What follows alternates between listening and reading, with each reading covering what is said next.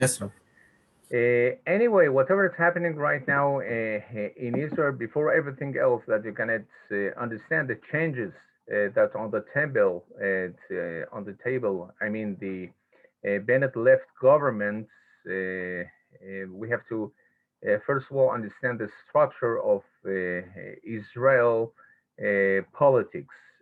First of all, we have the president. President was Ruby Rivlin, and right now we had elections for the presidency, and it's gonna be Bougie Herzog. That he was from the Labor Party. He was the head of the Jewish agency, and the one that's in front of him, the opposite him, for the president was Miriam Peretz. That she, two soldiers that she had as sons were killed in the battles that we have with Hamas. But anyway, 78 out of the 120, they elected Bougie Herzog because of his record of politics, and she got just 26. So he won the presidency. Second thing, the structure is that we have a prime minister, and the prime minister not only he has to get the majority of the seats out of the 120 members of the Knesset, the Parliament of Israel, he has to make the coalition, and the coalition it means okay, half of the 120 is gonna be 61.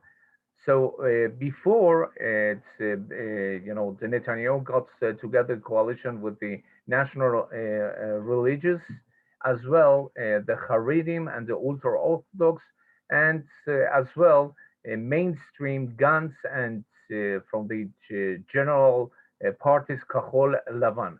But right now he couldn't after the four elections, he couldn't bring all together all the parties. So Israel is divided to Bibi and anti-Bibi. It means that supporting Bibi or anti-Bibi. All these left-wing, far-left extremists, left and far-left socialists, the Islamists, they are against Bibi policies in the Middle East, and also a two-state solution, Israeli and Arab solution in the Judah Samaria. But anyway, the third, important thing is that right now we have the problem of the challenge of the Supreme Court of Israel. That Supreme Court, the check and balance. Check and balance, it means that okay, from one side we have the prime minister, from the other side, we have the president that's more formal, Supreme Court of Israel, and the parliament.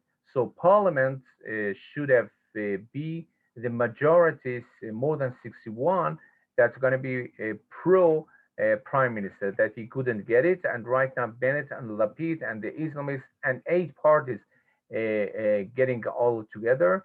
And above everything else, the Supreme Court of Israel, that's from the humanitarians and whatever the legally and so on,